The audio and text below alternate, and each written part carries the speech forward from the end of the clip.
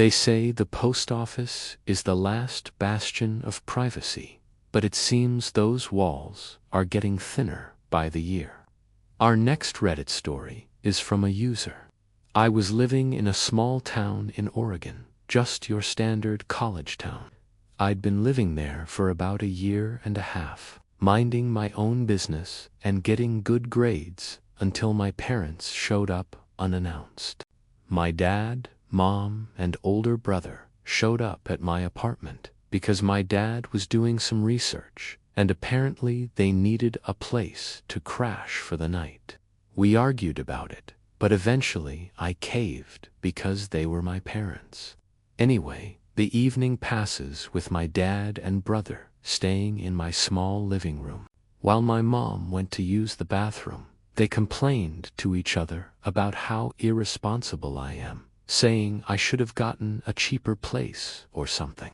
And then my brother started telling stories about my childhood to my dad that made me feel really uncomfortable. Then finally my dad stops him and tells him that he doesn't need to bring me down like this. He says that we all make choices and we can't change what happened. Then my dad comes over to me and tells me that he wants to take a walk to clear his head. And he asks if I want to come along, and I agree because I am desperate for some peace at this point.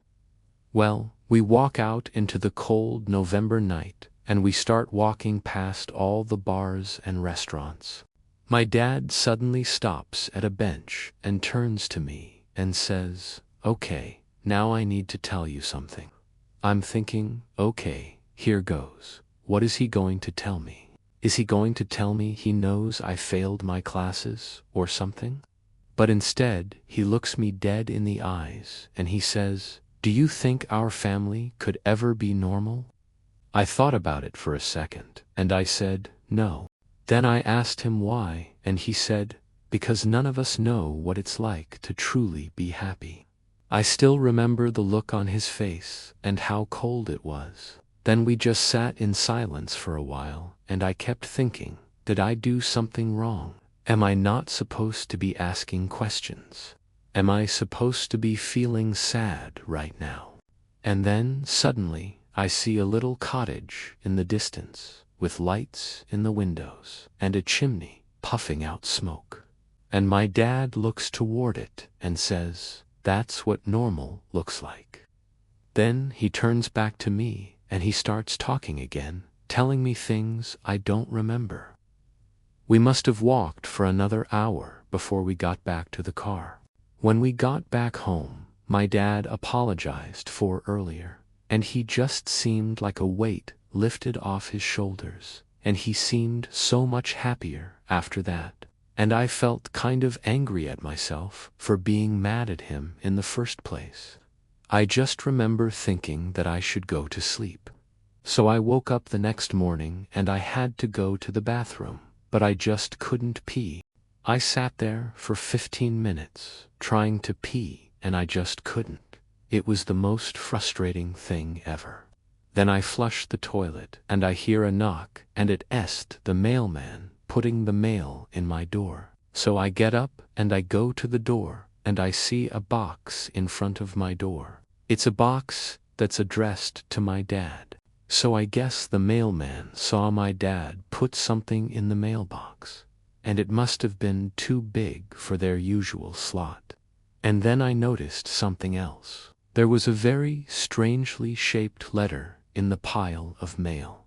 It was a weird shape, like it was folded oddly, and it caught my eye, and it was addressed to me. And I recognized the handwriting because it was the same person who wrote the letter to my dad. And it was addressed in an old-fashioned way, like the address was written out, and it was yellowed, and the handwriting was spidery. And I remember thinking, great, more creepy stuff. I bring it inside, and I show it to my dad. And he has this wild look on his face. He takes the letter, and he looks at it closely.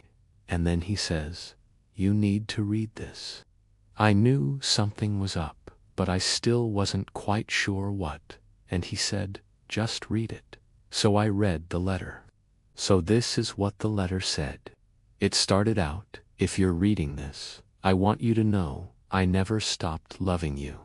I'm sorry I left without saying goodbye." It went on to explain that he had to leave suddenly for Iraq, and he just had to write this letter to say that he was sorry and he loved her, and he would never stop loving her, and he apologizes for leaving, and he promises to come back.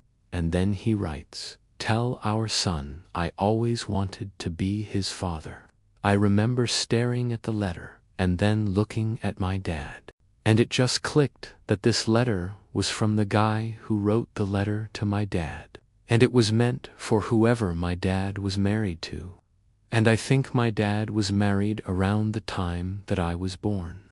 And I just realized that my dad was my dad, and he wasn't always a researcher. And then it hit me. The reason that he came to visit, the reason he brought me to that bench, the reason he was apologizing to me, it all made sense. He was trying to apologize for leaving and dying. I think he knew he was dying, and he wanted to tell me that he loved me, and he wanted to tell me that he was sorry for leaving, and he did tell me, but I didn't know. After that, everything changed. Have you ever gotten a letter that was meant for someone else? Let us know in the comments. Like and subscribe if you enjoy these stories. And thanks for watching.